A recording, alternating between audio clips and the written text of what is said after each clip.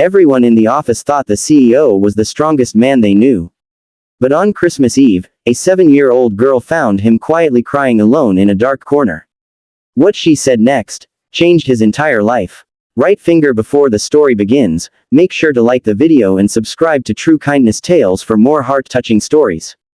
It was Christmas Eve. While the whole city glowed with lights, laughter, and families rushing home, the skyscraper of Reinhardt Industries remained cold and silent.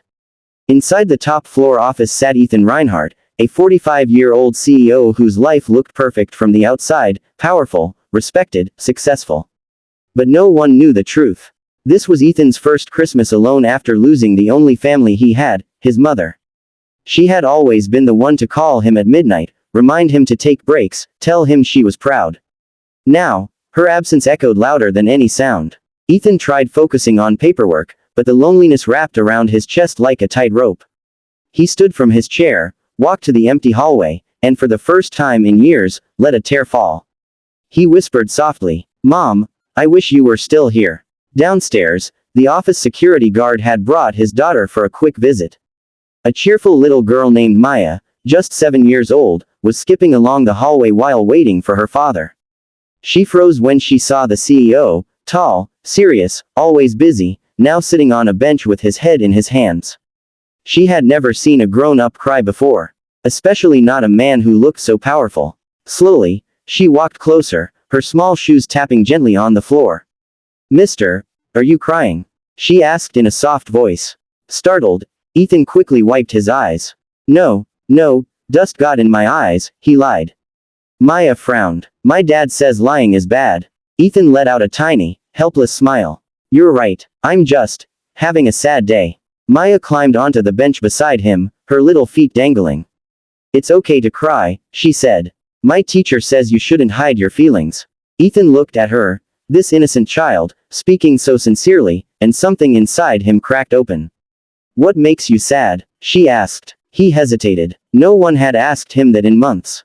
"It's just, I miss someone," he replied quietly. "Someone you love." "Yes." Maya nodded with the seriousness of a little philosopher. "I know how that feels.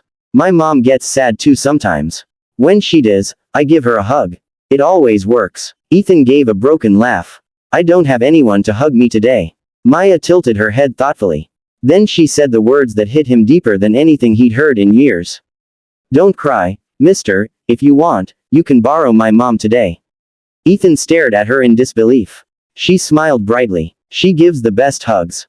I can share her." He felt his throat tighten. No business deal, no success, no award had ever touched him the way this small act of innocence did. Maya grabbed Ethan's hand without hesitation. Her tiny fingers felt warm, alive, pulling him gently toward the lobby. "Come on, Mom is outside waiting with hot chocolate," she said with excitement. Ethan followed her, wondering how this simple, brave child had broken through walls that had taken him years to build. Outside, Maya's mother, Sarah, a calm, warm-hearted woman, stood by the security desk holding 2 cups. When she saw her daughter pulling the CEO by the hand, she panicked for a moment. "Maya, sweetheart, what are you?" "Mama, he's sad. He needs a hug." Sarah blinked, confused. "The CEO, sad?" Ethan gave a small, embarrassed nod. "She's surprisingly observant." Sarah smiled gently. "Children usually are." Then she stepped forward. "Maya says you could borrow me. So, here I am." Ethan almost refused. He wasn't used to kindness, real kindness. But the warmth in her eyes reminded him of his mother's. Slowly, Sarah opened her arms. And for the first time since his mother passed, Ethan allowed himself to accept comfort. He leaned in, and she hugged him, gently, sincerely, without judgment. Maya wrapped her little arms around both of them. And that was when Ethan finally broke. He cried, not the silent, hidden kind, but the kind that frees a heart from years of weight. Sarah whispered, "Whatever you're carrying, you don't have to carry alone." "Not today." Maya patted his back. "See, Mom hugs fix everything." Ethan laughed through tears. "They really do." Sarah and Maya insisted he join them for a simple dinner at a small, cozy restaurant nearby. Ethan hesitated. He was a CEO, they were ordinary people.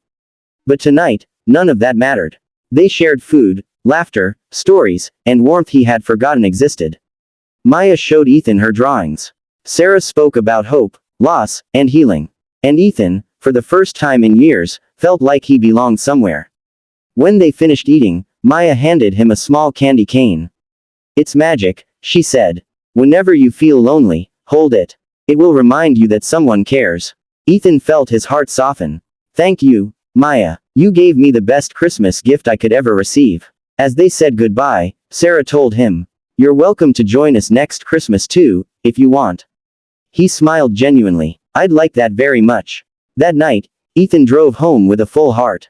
He placed the candy cane beside his mother's photo and whispered, "I wasn't alone tonight, Mom. A little girl reminded me of kindness." From that day on, Ethan made a promise to never let any of his employees spend Christmas alone. He created an annual family night, opened shelters, donated warm meals, and built programs for children. All because a 7-year-old girl saw a lonely man crying and decided to share her mom. If this story touched your heart, don't forget to like the video and subscribe to True Kindness Tales for more stories that remind us humanity still exists.